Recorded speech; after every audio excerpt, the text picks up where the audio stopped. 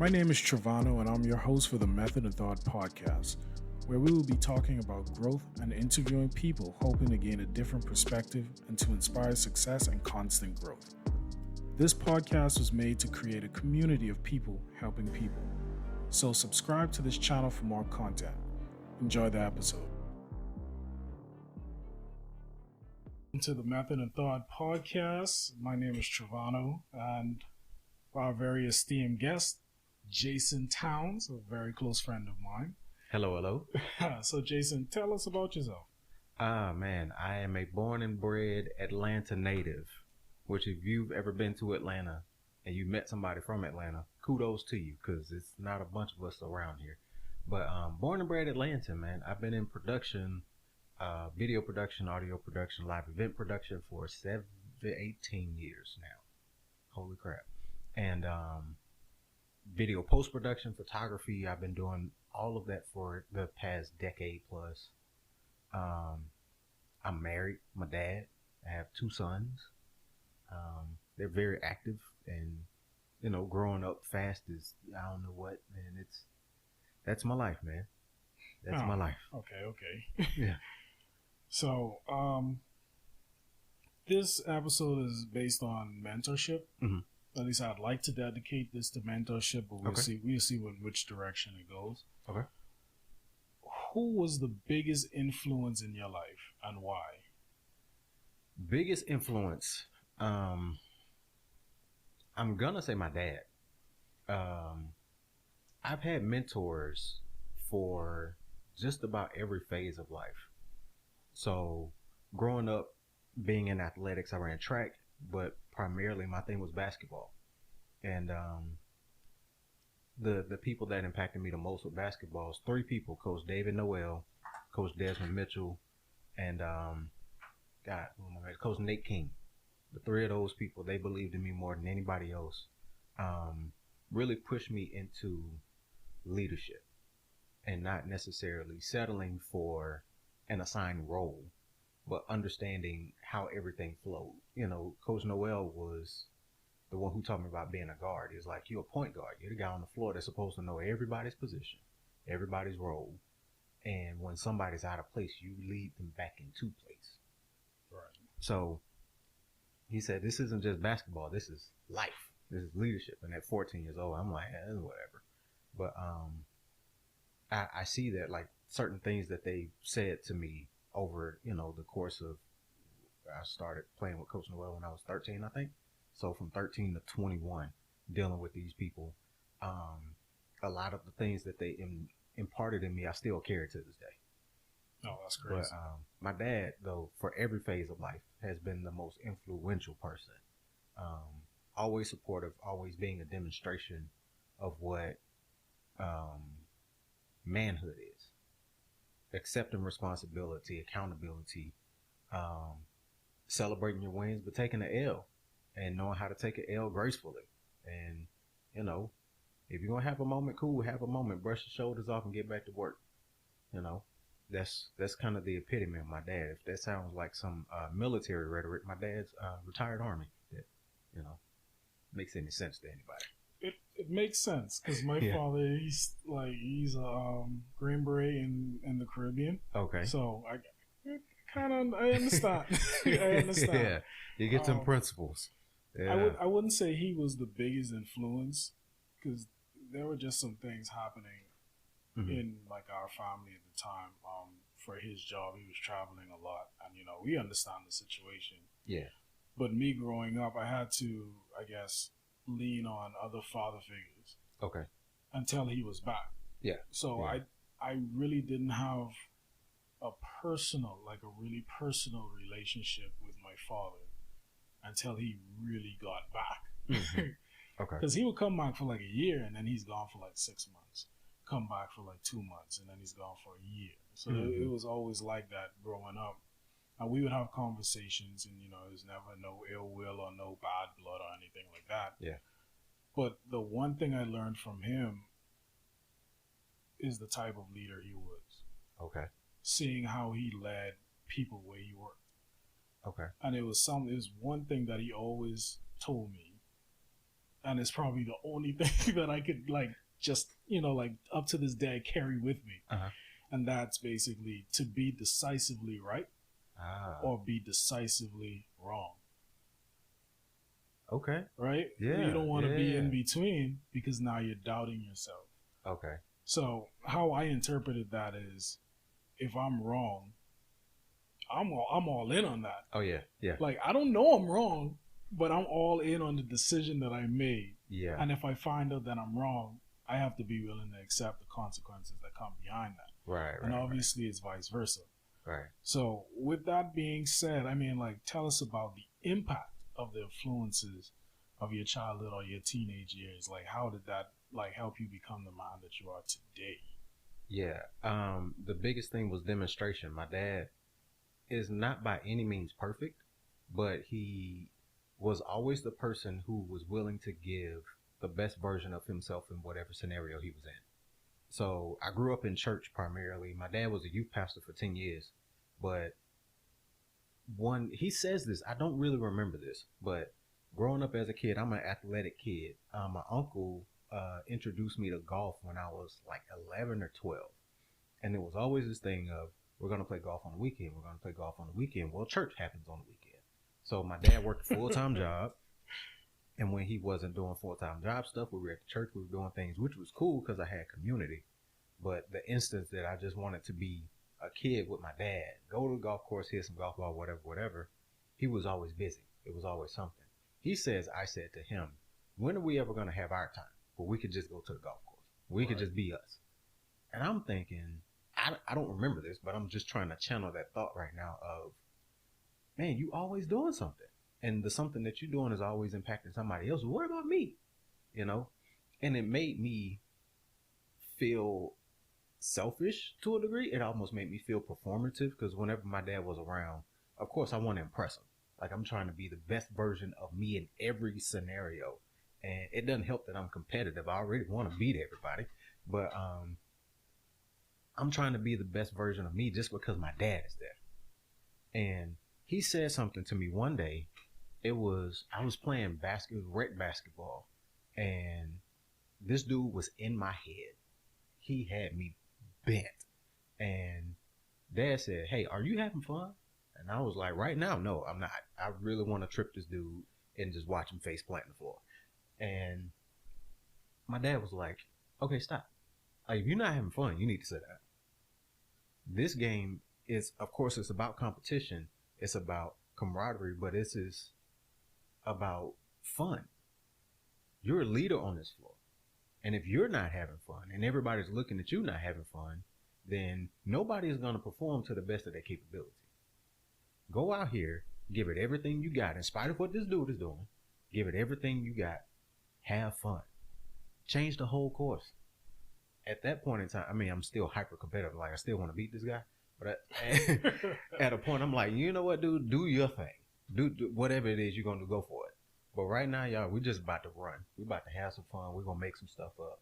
And I think we lost, but it changed the course of that entire experience. So from that point going forward, we were like, yo, we ain't going to take this joint too seriously. I mean, let's go out here. Everybody do their best. But, this isn't NBA auditions at 15 years old. We're going to play basketball. So let's go play basketball. Let's have fun. Let's make this thing the best that it can be. Yo, we only lost one more game this season.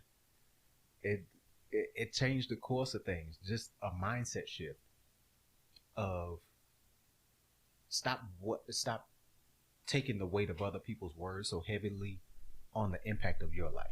That dude got a direction, but you can't buy into his direction for your life. You have to go your own way. Define your own path, or follow the path of someone else. But if you're gonna do that, like your dad would say, do it decisively. Right. Go with confidence. My mentor in production, his name is Jamel Ware, and when he was teaching me to edit, Jamel, he said, I can't remember context, but I remember him saying, if you do something, do it confidently. Whether right or wrong, go with confidence. Because if you have confidence, people will follow you. It's like, well, oh, okay. Oh, I just learned something. Learned something today. Yeah, it makes a lot of sense. And if you think about it, you see some people who are dead wrong in life, but they dead wrong with confidence and swag. And it's like, because you know you're wrong. You know this is backwards. But Basically. I'm kind of with you because you're so confident about it. You know, maybe he that's sees something we don't see. Yeah. It's wild how confidence sometimes will speak measurably louder than fact. Yeah. So I don't know. I think I'm leaning differently on this one. Okay. But going back to fathers, I think there isn't enough conversation about the impacts of being a father, or the impacts that your father had on you. Mm-hmm. And not just for male children, not just for boys, but also for girls. I'm trying to figure out how to word it. Mm-hmm. But, mothers grow children up in a certain way. But fathers do it differently. Yeah. So you always kind of see a father being more tough on his boys and showing more love to his girls. And I think that's by design. Naturally, that's by design. And with women, it's the opposite. Yeah. They show more love to the boys and they be tough on the girls. Mm-hmm. So I feel like men are an integral part of the home. And a lot of issues that we are facing is because we have a lack of it. Yeah. I don't know if you want to touch on the importance of fatherhood and dads being in the home. Yeah. So, personal story. I got married at 23. I was divorced by 25. My oldest son is the product of that marriage. And it was a stretch of maybe almost 3 years where I didn't see him. And this wasn't any fault of his. It was me and his mother being too bent on being right and proving points and he was the collateral damage in the process. And instead of me putting my guard down, putting the weapons down, not spewing venom and saying, all right, you know what, you got whatever qualm that you got. I'm not concerned about that. I'm concerned about this kid. The reason that I ultimately decided to get divorced, I filed for divorce in our marriage. The reason I decided that is because our relationship was toxic. And I said to myself one day, I cannot be a good example to this kid being in this toxic relationship and trying to demonstrate what good habits are for men, what responsibility and accountability is, because just nature of this relationship, I'm not demonstrating it. And I can't demonstrate it in this environment because it's not the type of breeding ground for it. Right. So I had to separate myself from it. It was tough. It hurt. My ex was hurt for a while. I was hurt. The biggest thing that I wanted to do was just be a dad. And I felt like she was stripping that from me. But she felt that I was taking other things from her. And in the middle of it is Braylon. And he's innocent. It's not his fault. But, I mean, he also has this sense of resilience that's built in him that I'm almost certain was developed a little bit in that time frame. Where I tried very hard not to be malicious in front of him. I never say anything bad about his mom. Never have. Not in front of him. Sorry, I have before, but not in front of him. But I tried to be the best possible version of manhood that I can for him. Now, fast forward that he's 13 now, and he wrote me a note in a card, and I keep it on my desk, and I read it from time to time because he's in Birmingham. I'm in Atlanta. We don't see each other physically face to face as much as we would like to, but I can tell that he watches. He listens. He pays attention to the things that I specifically do as his dad, because he wrote in that card how much of an influence I was on him. And he thanked me for being a great influence on him. I looked at that card, tears welled up.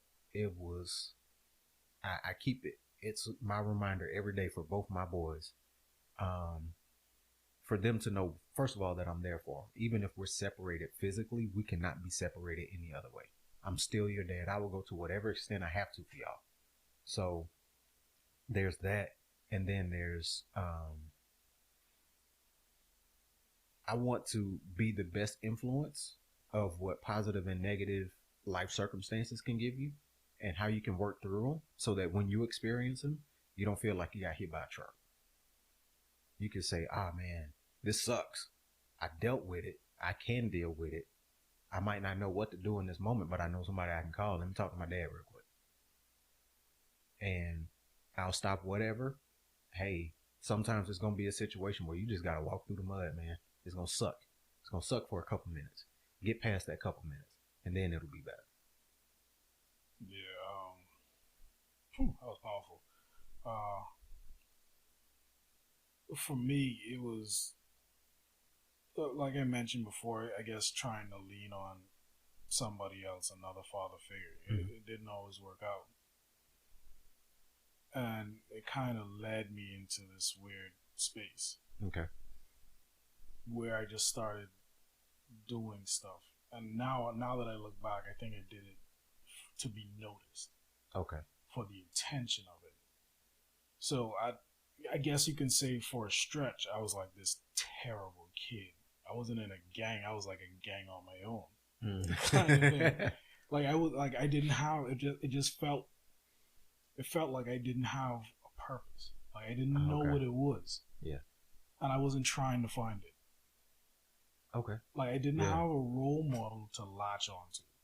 So I was just in limbo.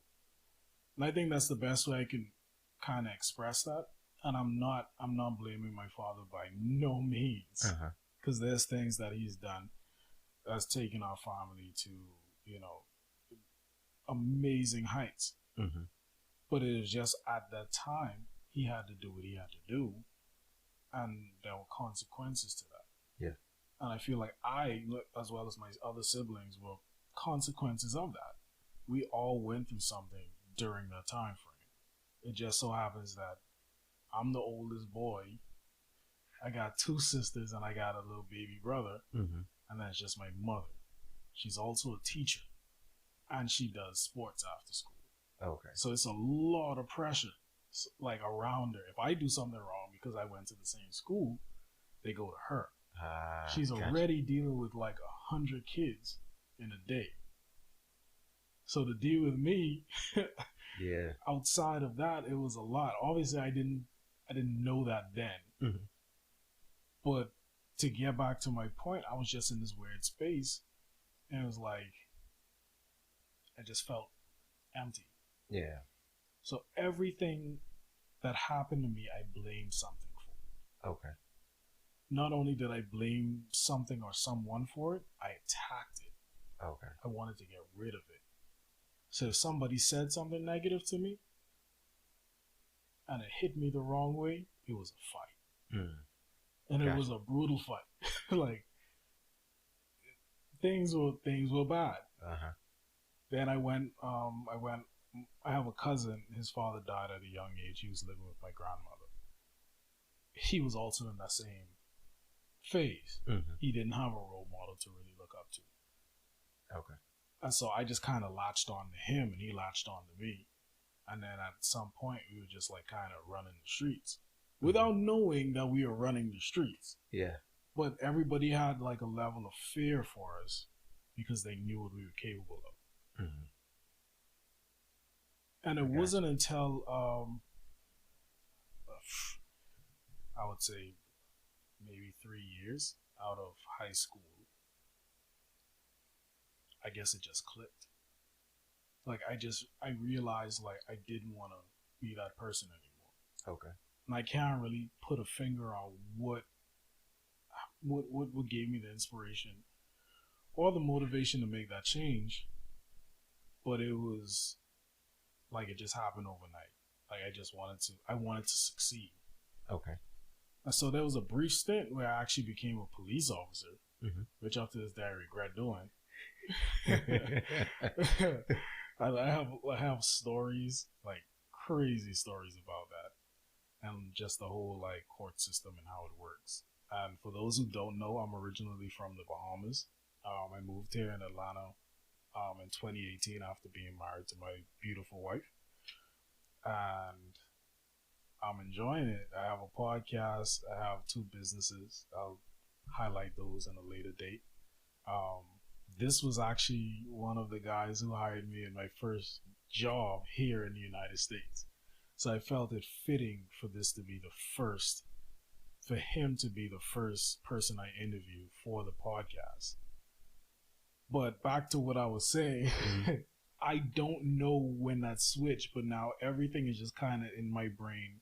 I don't want to be the negative influence. I want to be the person of positivity. So, like from you've known me, have I ever shown you anything negative? Absolutely not. Everything I've talked about has been positive. If I had a problem with somebody, I would pull them aside and talk to them about that problem. Which I admire. And that is completely different than what I was 3 years prior to that. Okay. 3 years prior to that, I was on the streets. I was on the corner with my cousin. We had some things. Okay. We had some things, and we were doing some things that we weren't supposed to be doing. And I don't regret it. Okay. It wasn't right. Mm-hmm. I don't regret it because it taught me a lot. That experience taught me a lot. But also I feel like being a role model is more important. Yeah. So the older I got, the more it made sense. I started teaching people back at home before I moved here. Okay. Then I met you and Mike, and you guys started teaching me certain things that I didn't know. And I took that information and I started teaching other people. So now I have, it's like a few guys who are basically products of myself, but also products of you. Like leadership is such a, it's a term that you can't take lightly. Yeah. Very because true. Being a leader is, to me, the equivalent of being a father. To an extent. When you really think about it in that context. Yeah. You can't lead somebody that you don't understand. Leadership, I kind of look at leadership the same way you would look at fatherhood. You have to understand the person. And like I can't really explain it because I don't have children. Mm-hmm. But you have to develop the bond to be a leader to someone. Yeah. You have to like take them in as your own. Yeah. And then you have to make sure that they get it. Yeah. There's this unique element that comes with fatherhood. And this is something that I've known from having a kid in my house 24/7 and for 12 or 13 years of my son's life, us having a distant relationship. Influence goes a long way. And there are certain characteristics that are going to come to you by nature, by biology, right? And they're good and bad. I'm a little bit of an anxious soul, right? And I noticed that in my kids, especially my youngest. He has like this weird thing about test taking. I felt the same way. I'm so scared of getting something wrong that sometimes inaction feels better than a wrong answer. It's terrible, terrible ideology. And I can tell him all the time, hey, I know what you're dealing with. Do this different thing. Or I can show him when I'm looking at a situation and I'm saying, all right, I don't want to do this. I really don't. I feel like I'm screwed up, but we got to pick something. So I'm going to pick this. I don't know what the consequences of it are going to be yet, but I'm hoping for the good ones. This is where my dad comes back into play all the time. My dad would always say, every decision has consequences. Some are good or some are bad. You will know up front sometimes whether or not you're walking into a hornet's nest. If you choose to walk into the hornet's nest, you're going to get stung. Deal with it. If you choose to avoid the hornet's nest, you might not get stung. You got to deal with that too. But you have to decide at some point in time to go past the hornet's nest. You can't just stay in one place. You have to continue to progress. Everything will come. It's like how David, for Bible scholars, David described in the book of Psalms, in Psalm 100, where he's talking about the valley of the shadow of death. You got to go through it. Like there isn't a way to escape around the valley. So you have two options. A valley geographically is situated between two hills. I can either go up another hill to avoid the valley, but at some point in time, I'm going to have to go down. So I'm going to hit a valley experience. I just have to pick which one I want to go through. So I can choose to avoid situations, or I can say, okay, again, this is going to suck for a couple minutes, but let me deal with this up front. Because if I deal with it up front, then the back end will likely yield me a consequence that will be better than what I just experienced. So I will either learn something from it, I'll gain knowledge from it, I'm going to be a better influence for it. And there are even situations where you can make some really crappy decisions and deal with some crappy consequences and still come out of it better. And it just determines within yourself which route you're going to take. Right. You know, before we had GPS on phones. No, you are showing your age. Yeah. I am old and not old at the same time. Before GPS on phones, I remember printing MapQuest directions. Wow. And MapQuest, for all graciousness, MapQuest was not good. So I lived on the south side of Atlanta. I played basketball everywhere, had friendships everywhere, had a friend that was on the very north side of Atlanta. I know nothing about this neighborhood. So I'm supposed to meet up with her. We're supposed to go out with some folks. I don't know where I'm going. So I print MapQuest directions. I'm like, okay, cool. I hit the first 6 steps and I'm straight. I get to step 7. I'm like, what? Where's this? I don't know. Ain't no street signs. It's getting dark. I don't see a street light. And to be a kid from the city, when you in the suburbs and it's getting dark, warning bells start going off. Yeah. So there's not much, light poles or anything like that in those areas. Yeah. So I'm at the point now where I'm like, I don't know if maybe I should turn around. Yeah. I don't know if I want to fool with this. You know what I'm saying? Ultimately, figure out where I went wrong. So I had to backtrack all the way, like 3 steps back, and I had to go forward and do it again. And when I backtracked and went forward and did it again, I'm like, oh, okay. I missed a step rushing in haste, just trying to get to what I wanted to get to way before I should have been there. So that's another space in which you can have that influence that's either good or bad. And you can have people who are going to take you to a place that you probably really shouldn't be well before you should be there. But you can take from that experience either the good of that experience or the bad. And you'll come into kind of intersections where you have to decide, am I going to go this route that's easy, it's comfortable, it's convenient, it's fun, it's enticing, it's attractive? Or am I going to go the route where I know in the long run this is going to be better for me?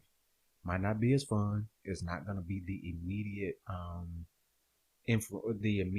gratification that I'm looking for. But I know down the road I'm going to be better for it. When I became a father, I started making the long road decisions way more. Beforehand, it was all about instant gratification. I want what I want right now. And I had to shift that because I knew at some point in time, y'all are going to look at me and you're going to either think that I'm a good dude or I'm a bucket full of crap. And I would much rather y'all lean on the side of me being a good dude. So it was tough. It was some tough years, but I'd much rather lean to be that influence of something positive versus chancing you looking at me as an influence in your life, but a negative one. Right. Yeah. So what advice would you give to fathers when it comes to, I guess, raising children? Presence. Be present. Being present doesn't necessarily mean that you have to be physically in their space all the time. There's something that you hit on earlier. It's knowing who your kids are. It's the same as leadership. It's like knowing who your staff is. When we worked together, I knew who was good at what. So it was easy to say, hey, Adam, you take this. Eric, you take this. Trevano, take this. Aaron, take this. Done. That was life. Because I knew as soon as you had a thing and that's your wheelhouse, I don't have to think about it no more. I can go to the next thing. That made so much more sense. One, because it was empowering for you, but at the same time, you now have all the tools and essentials to be as successful as you can in this space. And surrounding you with people who are like-minded helped you to learn other things. So it wasn't just you had this particular thing that you're responsible for. You're in the presence of Aaron. You're in the presence of Adam, who can show you the things that they're responsible for as well. Everybody feeds off of everybody. We share off of everybody. We learn from everybody. And that influence only makes us better. Now, you bring in somebody who's kind of lackadaisical, who got the Marshawn Lynch approach to life, man. I'm here so I don't get fined. Just so you don't get fined. Yeah. You know, you bring that element in, and then it's like, yo, what you doing here, man? Yeah. You know, you messing up the feng shui. We got a flow right here. And you were really screwing it up. Like, come on, man. Again, Marshawn Lynch, be about that action, bro. Be about that action. Be about something that is going to make everybody better versus the thing that'll just get you from 9 to 5. Like, right. If you want the 9 to 5, cool, you can have that, but you ain't gonna have it here because that's not how we do things. We here not from 9 to 5, but from start to finish. You know, that was the measure that we took. So it was knowing your people, knowing their personalities, knowing what's good, what's not. And the same thing goes with your children. My 13-year-old is so even keel. He's very laid back. He's very chill. But you push him in a corner, he turns into a roaring lion. He's vicious. My 7-year-old wears his emotions on his sleeves. You know what's wrong with him when it's happening. He's a very expressive kind of kid. And learning how to deal with both dynamics. I have to be more forceful with my oldest child, where I'm more passive and just instructional with my youngest. And that's just knowing their personalities and how I have to approach dealing with both of them. The ultimate goal is for you guys to get from point A to point B. Motivating you to get from point A to point B looks and feels different. But it takes me screwing it up a couple times to figure that out. And also figuring out that I can be humble and come to you and say, hey, I was wrong.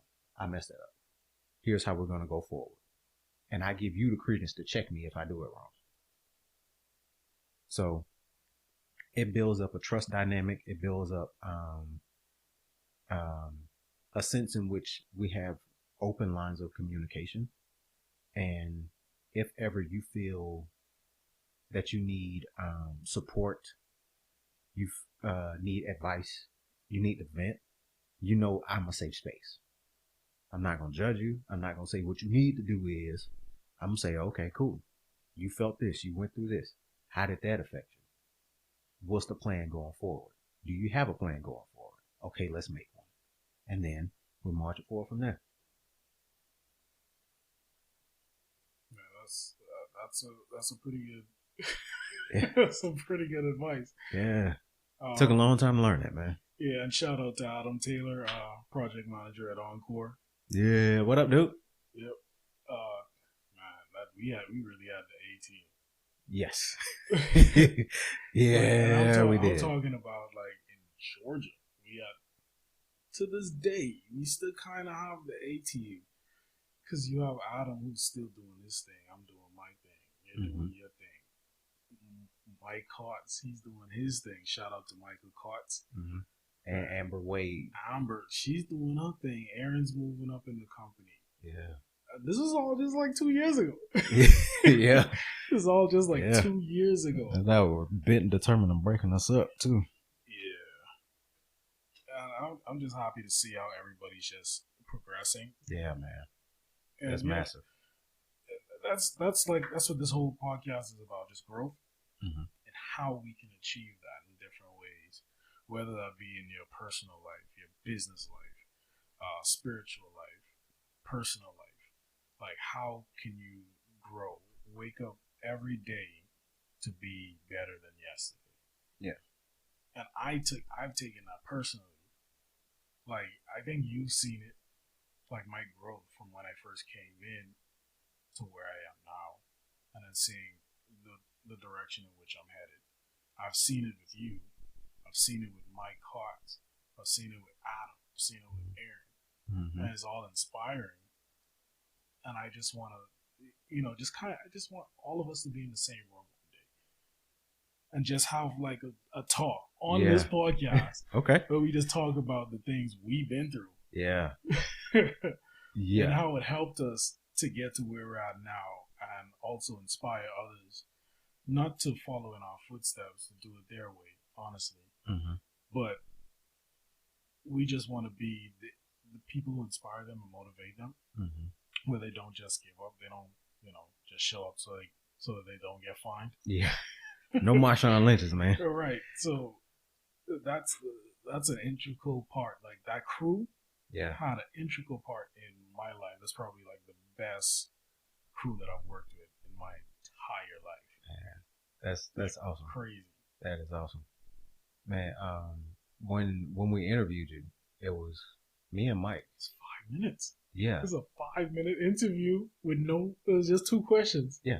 We looked at, I mean, just that process at the time. You had to do like this video interview. So we looked at the video interview. I trashed that video interview. But we looked at you. We looked at like 6 different candidates, I think. And we nailed it down to 2 people. You showed up. And I remember coming in. We did the interview. I remember your video interview. And I said, Mike, there's something about this dude, man. He said, yeah, I think so too. And he said, you think we should take a chance? I was like, yep, I think we should. And that was it. And when your first day, I noticed you have an analytical approach when it comes to things. Like me, I'm sometimes a bull in a china shop. It's like all these things got to be done at this time. I'm a taskmaster, right? So sometimes analysis comes after action, which is not a healthy habit. But I noticed you would come in and you would look at a situation first and you're like, hey, can we do this? Or can we do that? And I think it would make more sense if we did A. And I'm like, in haste of getting things done, I never even thought about it that way. All right, then cool, let's pitch it. Let's see if we can do it. And if we can, cool, we get it done. And that also clued with both me and Mike. It was like, this dude here, he understands way more than we got the impression for. So it's easier for us at this point in time to say, all right, if I need to trust something with someone, I know who I can go to. I know I can go to Adam. I know I can go to Toronto. We got 2 trusted sources right here. So in the event that I need to take my hands off of something, I'm trusting. Y'all got it. That was major, man. It was major. And then, yeah. And then, I never even thought about that. Yeah, it showed. It showed just in the work that we did at a certain point. Whenever, like the busy seasons that we used to have, it was 19 things happening at once. Goodness. So if ever I needed or Mike needed to put attention in a particular place, if you guys were in certain areas, we were like, cool, I ain't worried about it. I know it's going to get done. I know it's going to be right. If something was off, we always got good communication. So it was an 18. It was buy-in because at the end of the day, I think we cared about our collective success more than individual success. Right. And that's how it should be. Yeah, yeah. And that goes so far. Like it even goes to like parental kind of situations. If you're raised by somebody who is selfish, you grow selfish tendencies. You are always looking out for self. And they'll even tell you sometimes, like I got friends that I played ball with who said like their parents or, uncle, whomever was their influence was like, yo, do you. Go for you. Forget the rest of them dudes. Like you go out, you shine, you do this, you do that. And it's like, all right, cool. I can't remember who said this, college back. I think John Calipari said, your name is on the back of the jersey. The only way people know who you are is if they're behind you. When you're facing your competition, everybody is the same. Everybody looks at the front of your jerseys and they see Kentucky. They don't care about what the back says. Oh, that's crazy. I never looked at it that way. Yeah. And it hit me that you got some people who are absolute stars in individual situations, which is good. It has its healthy points. But when you're dealing with a family dynamic or when you're dealing with the team dynamic, selflessness is usually the most primary key. And for some people, it's really hard to prioritize others above self. I think within our community, sometimes we have that issue where the priority is me, get mine. When generations ago, it was about the collective. We can't have one person shine and everybody else suffer. One person shines to bring everybody else along with them. Think of Harriet Tubman. Like, how different would life be if she didn't give a crap about anybody else? She found out a way to escape slavery. right? She also, in that process, learned I can take more people with me and we can do more as a collective unit than I can do out here by myself. Worked. And also, that's what I wanted to do with this podcast, and just the whole concept is basically community based. Mm-hmm. So you have a business, and we're gonna touch on that in a minute. I want the community to be involved. Mm-hmm. So, talk about your strengths, your weaknesses, how you intend to fix those things, how you intend to improve, how you intend to move forward in the business. If you have to make a pivot, how do you intend to do that? And then I would like for the audience to actually give their suggestions. Okay. People, there are people who watch these podcasts, who listen to these podcasts, and they're like the heads of banks. Mm-hmm. These are influential people in the world. Yeah. And nobody's tapping into them. Nobody's asking, what does this person think? Yeah. So I want to create an environment where it's a community, where this person can talk to you, even if they don't want to do it through a chat or anything like that. Mm-hmm. They can reach out to you directly and have this conversation. Yeah. If you need a loan and you say, well, finances is the key thing that I'm trying to do with my business, blah, blah, blah, blah. Mm-hmm. There should be somebody who's listening who can help you with that. Yeah. Yeah. Right? Yeah. And obviously, like I said, if they don't want to just talk to you in the chat, they can email you directly. Mm-hmm. They can call you on your cell phone directly and just have this conversation. Yeah. And so it's just people helping people. Yeah. That's what this whole thing is about. Yeah. Just like how when we worked at the Enercon, mm-hmm. we helped each other. Yeah. Yeah. And people gave us the name, the A team. We didn't do that. Yeah. It wasn't right? Self-promoting at all, man. But if it was ever, and even when we split up, we still helped each other. You weren't with the company, but I called you for certain things that I didn't know how to do. And you would walk me through that over the phone. Same thing with Adam. Yeah. He'd call me or I'd call him. Same thing with Aaron. Same thing with Mike. Mm-hmm. Even Eric. Same thing with Eric. Yeah. So it's it was a real community up to this day. I can still pick up the phone. Hey, Jason, I don't know how to do this. Let me walk you through my setup, mm-hmm. So you can help me understand this. Yeah. And you would be willing, no matter what you're doing, even if you got to call me right back. Yep. I can expect that call back. Yeah. Yeah. So that's what I'm really trying to accomplish. And I think, I don't know how it's going to translate. Mm-hmm. Obviously, this is the very first episode. Congratulations to me. Round of applause. Right. But I would like for it to get to that point. Yeah. I will do everything in my power to get it to that point, because I don't care if I don't make $1 from this podcast. Mm-hmm. That was never the intention. The intention was to create an outlet for people to help people. Whether a skill, photography, audio visual, mm-hmm. somebody needs help, they can reach out to you. You can teach them. You can mentor somebody. Yeah. This whole episode is dedicated to mentorship. And although we pivoted to talking about fatherhood and the importance of that, it's still somewhat mentorship. Yeah. Your father should be mentoring you. Yeah. Yeah. Right? Yeah. So we're still in the same stratosphere mm-hmm. with what it is that I'm trying to accomplish for this particular episode. I got you. Yeah, some of the same principles of leadership and mentoring fall into the lines of parenthood.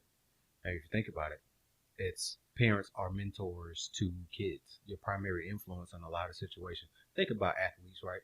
When somebody is drafted and they're a first-round pick, and they ask them, talk about what got you here. Hard work, determination, my family sacrificing. Thank you, Mom. Thank you, Dad. Thank you, Grandma. Thank you, Auntie, whomever. People influence them. They mentored them. They helped them get to a certain point. Now, you have physical gifts. There are people, I know people who play street ball to this day, and they are otherworld better than people in the NBA. Hands down. I believe that. But they cannot be taught. They cannot be coached. They have the individual skill. You can shoot Steph Curry's lights out, but they can't be coached. Steph Curry is who he is because one, he's freakishly talented, but also when things didn't go in the measure that he wanted them to, he remained teachable, coachable, humble. He won what, 2 championships with Kevin Durant by letting Kevin Durant be the dude. You already the dude, but I'm gonna not be the dude for a minute so that we can keep winning. I get less of me, so collectively we grow. It was the same thing with D Wade when LeBron came. Exactly. The first year they were trying to figure it out.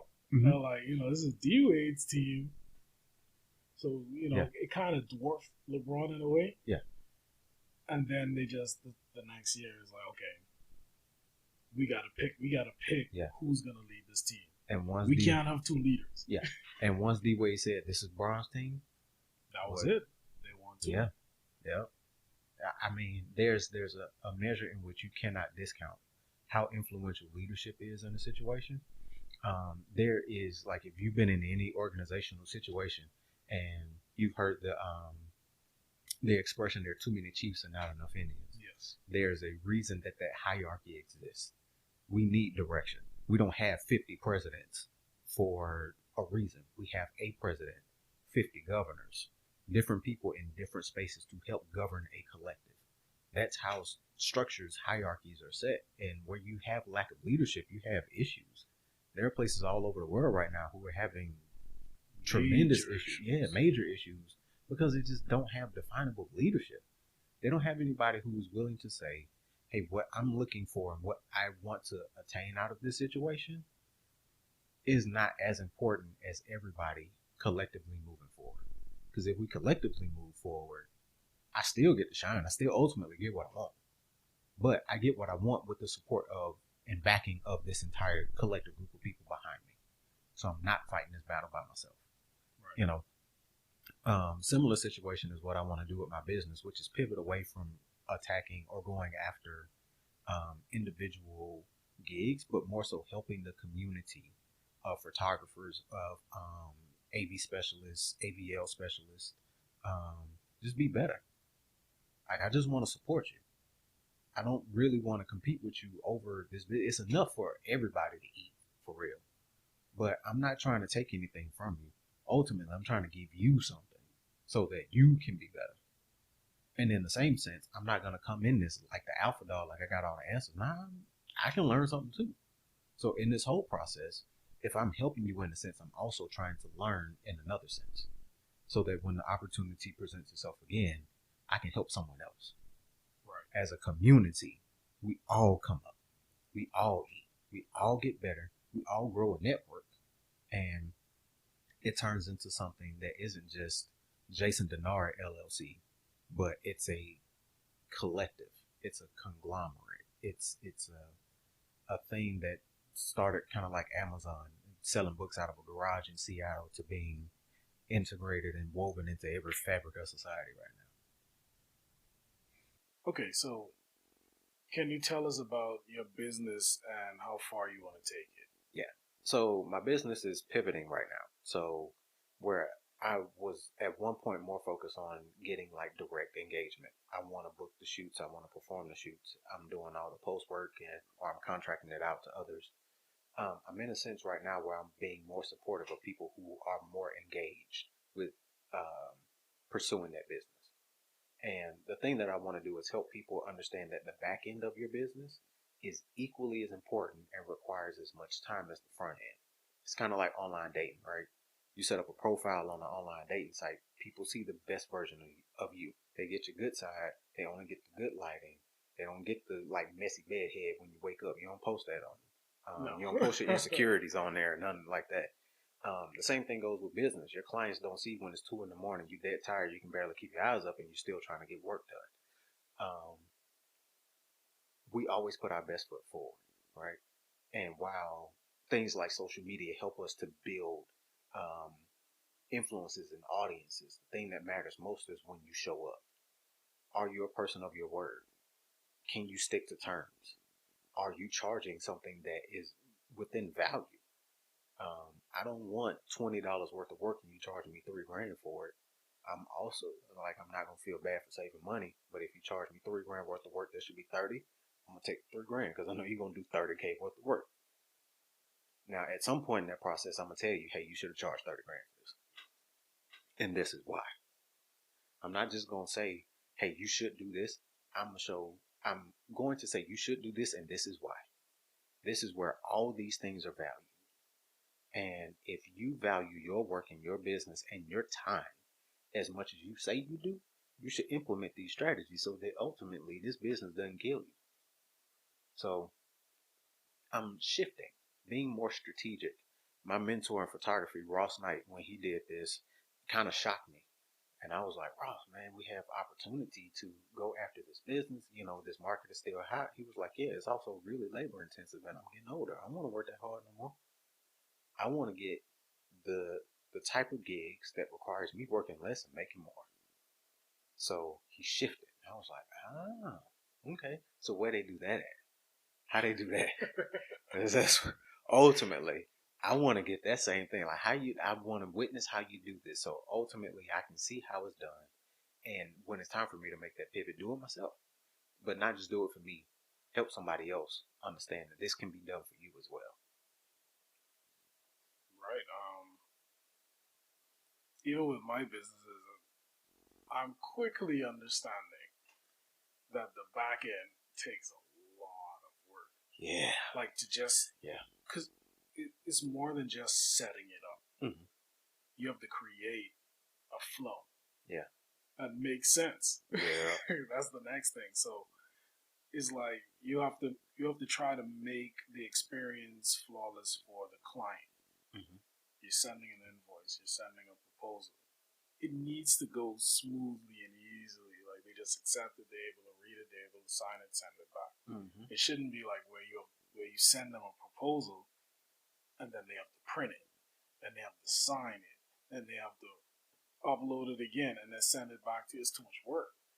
So you try to figure out how to do things in the most flawless way for the client.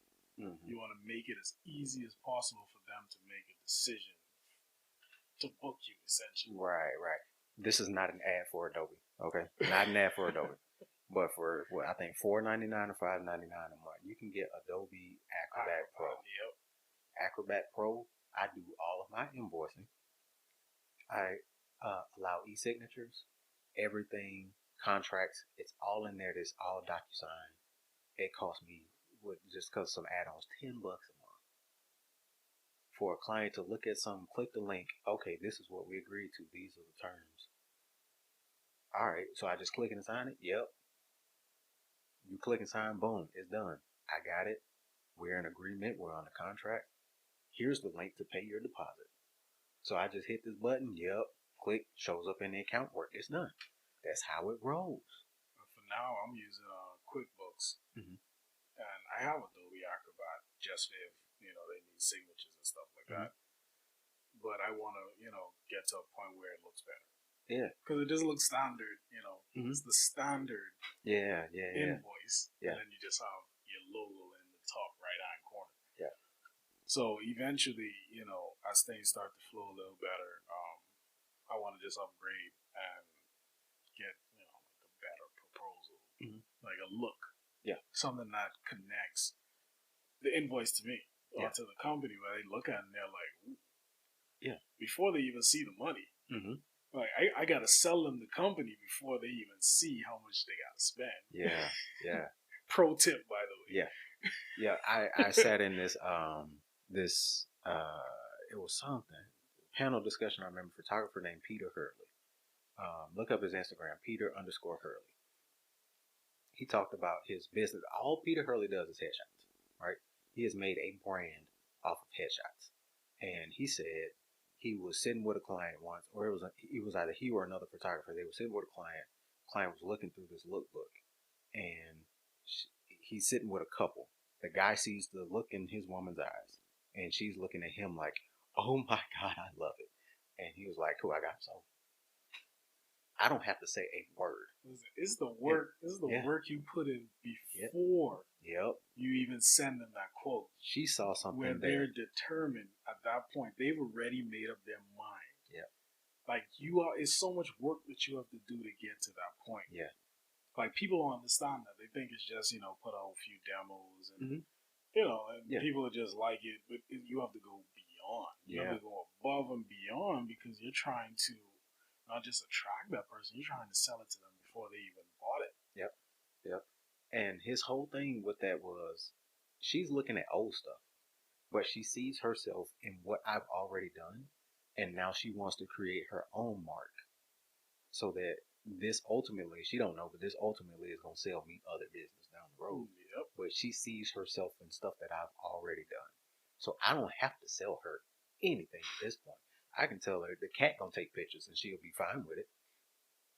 What she wants is the result. She sees the result. She saw herself in this book. Her dude there with her probably didn't want to pay it, but when I sent them that invoice, they sent me money, and they got the result they wanted. But they all came beforehand. It wasn't a, hey, trust me with this. Nah, you see the trust factor. It's right here demonstrated. It's in your hands. It's tangible. Yeah. You know what this can be. It's a matter of whether or not you want to invest in it or not. Yeah, so I'm gonna give everybody some value tips in how to sell to a client before they're even your client. The first thing is pictures and videos. They need to know what they're getting before they have gotten it. So if you're a photographer, you need to take different styles of pictures, highlighting your work, and you need to explain how you can provide value to that customer before they're even your customer. And you need to be able to do that using social media and stuff, outlets like that, whether you're sending cold emails, things like that. So now you have the pictures, you have the videos, and then you have the explanation. Now, in terms of the explanation, you can either make a video talking about what it is exactly you do and how you do it, or you can send that in a cold email, you can send that in a cold call. But ultimately, the two main things should be the visual aspect of it and what they can understand from your description. So that's two huge tips as it relates to selling to a client before they're even your client, because they're going to run to you. They've already made up their mind. If they reached out to you, they've already made up their mind that they want you to do whatever it is that you do. At that point, the only thing you're doing is basically assuring them that you are going to do this the way you said you were going to. Yeah. And you would have your business every time. Yep. So yeah, that's 2 pro tips. Yeah. Preach. But this is the final question. Okay. Well, it's 2 more questions. Okay. But the final question as it relates to what we're talking about. If you had to say one final thought on this whole podcast episode, we already know that you gave the message to fathers. But if you had to just give a bar to summarize this whole podcast episode and how it helps you or how it should help the people who are watching, what would it be? Know that somebody is watching, but also know that the work you're doing goes beyond you. At some point in time, Jason Dennard LLC is going to fall. I know. And it depends on whether or not, somebody wants to buy it out, my kids want to take it on, or, I come up with a strategic partner, they take it, whatever. I want to ensure that the impact that I have continues to live well beyond a business name and a filing with the Secretary of State. I want to know that every environment I went in, every client I worked with,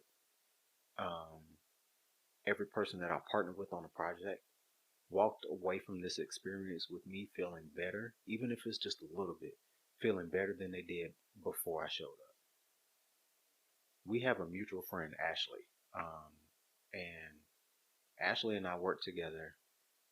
Shout out to Ashley. Yeah. Shout out. Hey, Ashley and Kevin. Y'all are awesome.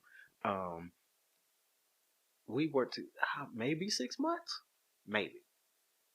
But the from introduction to the time that I left, I could tell Ashley has, first of all, this level of ownership with the work that she does. She's very, very, very diligent. But there was this trusting element that developed between the two of us. Yes. So it got to a point where she kind of had the same trust that we had with you. I don't have to think about this because you got it. You take it just as seriously as I do, so I know it's not going to be flawed. And if something's off, then you'll reach out to me to fix it.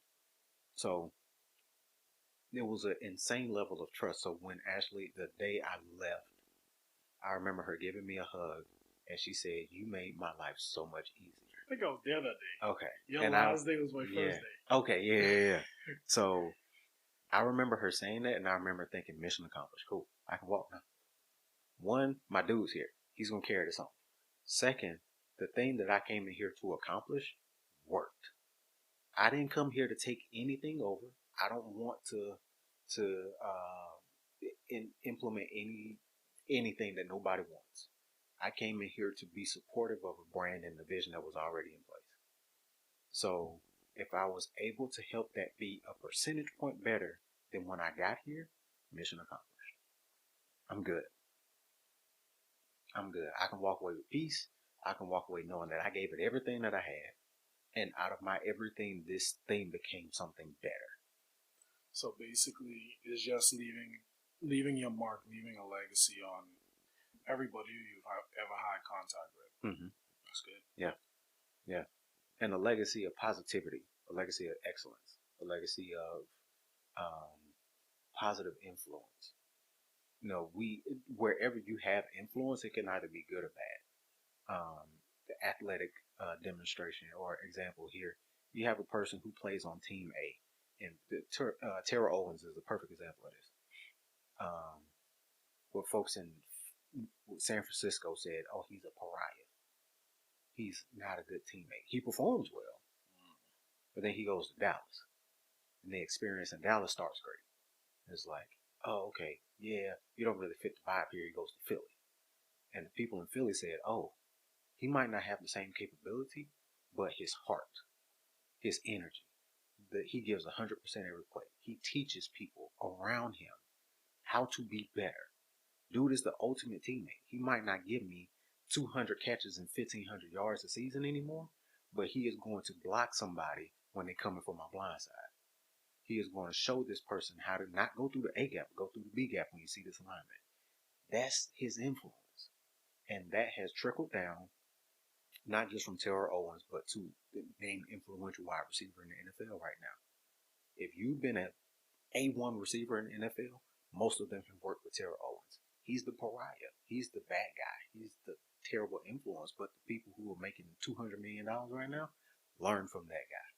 I don't think he was a bad guy in the sense. I think he had more of the same drive and attitude as Jordan did. Yeah. Jordan was an acquired taste. Yeah. And his greatness showed, and at the time, it just happened to be the very top tier of talent. Yeah. But if he was just an average guy with the same attitude, he would have been in the same shoes as Terrell Owens. Yeah. Right? Yeah. So I think I don't think Terrell Owens was in a place and given enough opportunities for him to show that maybe he could have been like the Jordan of football. Yeah. Right? Because they just kept moving him. And so many wide receivers are living vicariously through him. Yeah. That people have no clue about. Yeah. And I'm not speaking ill of Terrell Owens because I love him. I loved his game, and I also loved his attitude. But in certain places, who said this? Alvin Kamara, who plays for the Saints, said when he was getting drafted, he would have been selected earlier, but the owner or GM or somebody asked him about his nose piercing and said, "Hey, you want to take that out?" And he was like, "No." He was like, "Well, we'll pick you. We'll give you this. We'll give you that." He was like, "You don't want me to be me.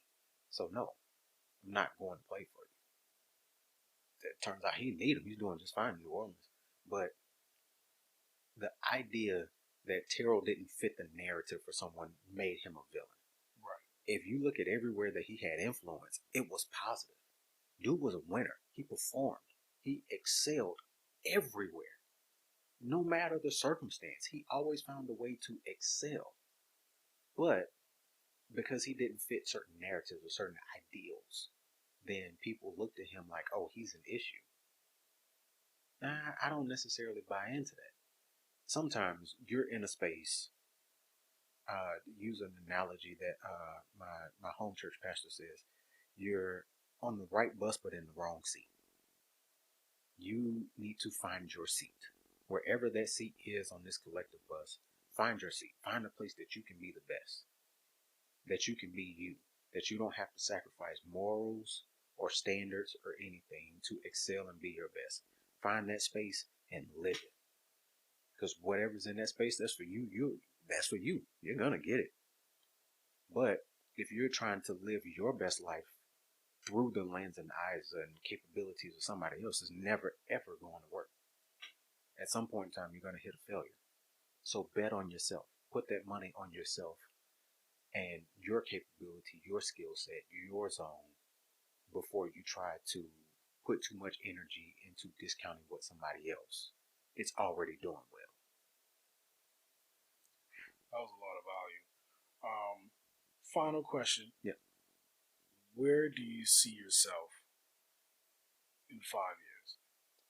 5 years. I work for a great organization right now. So I see myself probably still working for that organization, but probably in a different role. I see myself mentoring more. I see myself consulting more. A friend of mine just moved to Charlotte this week. He's a pastor, and he's starting at this new church.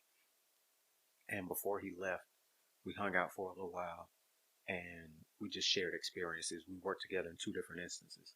And we said, man, with the spaces that we've been and the experiences that we've had, we should do more to teach people how to do certain things within ministry better. If you're not aware, church ministry works just like any other business, except, the end result is relationship with Jesus and not profit margin for some people. Asterisk.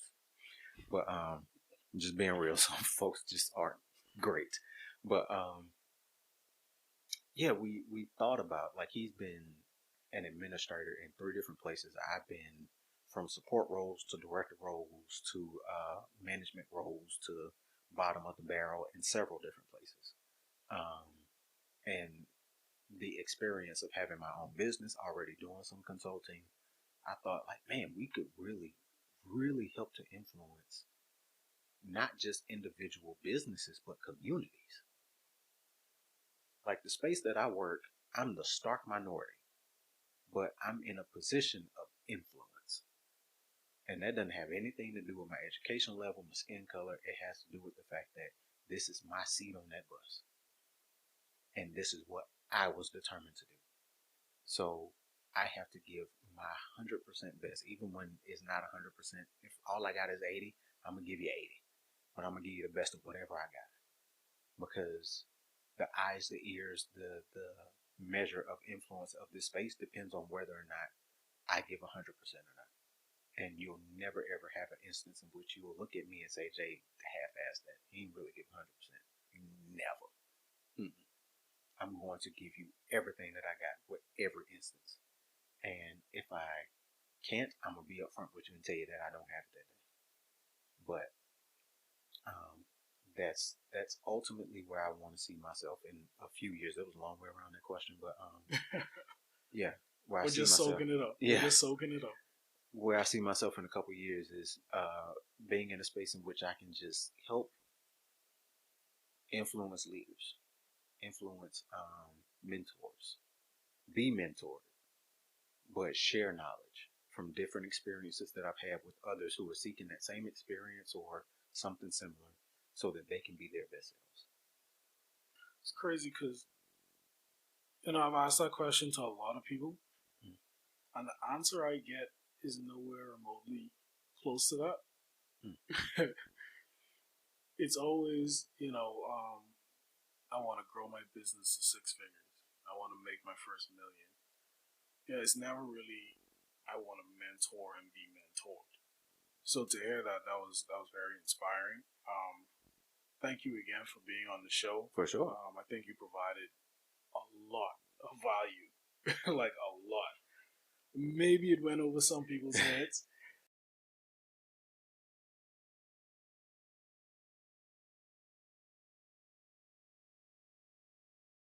Yeah, like I've learned a lot from this podcast, not just about what it is you want to accomplish in your life, but I've learned a lot about you as a person. Stories I haven't heard before. Yeah. And I've known you for a while. Yeah. Yeah, man. And I think it's vice versa as well. But I would love to hear more about the mentorship aspect from you. Maybe we could schedule a part 2 some other date. Yeah, let's do it. Let's do it. But this was very informative, and I think this was something that everybody needed to hear. By the way, I had like a whole bunch of questions to ask him, and I only asked him like 3. I think I had like 16 questions, and I only asked him 3, and then we just kind of just changed it out. Yeah. I don't want it to be scripted. I just don't want this to be scripted. This podcast, I want it to be, wherever the chips may fall. Yeah, natural, let it flow. Like we just want to have candid conversations and things that help people. Again, thank you, Jason Towns. You leave your tags, like your social media tags, and it's Jason Dennard Photography. Jason Dennard Photo.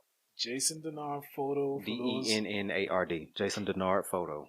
Email me, jasondennardphoto@gmail.com, jasondennard.com, Instagram, Twitter, Jason Dennard Photo. Thank you again, and that's it. Peace. Thank you for listening to the Method and Thought podcast. Our guest, Jason Towns, really gave a lot of value and perspective into the topic of mentorship. Method and Thought is much more than just a podcast about growth, but was created primarily for you, the listeners, creating a community of like-minded people helping others within the community.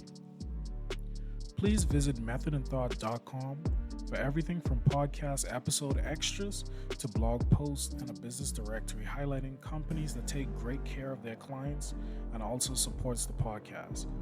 You can also subscribe, follow, like, comment, and listen to us on all of your favorite social media platforms, as well as on Apple Podcasts, Spotify, and many of your favorite podcast destinations. Thank you for listening. See you soon.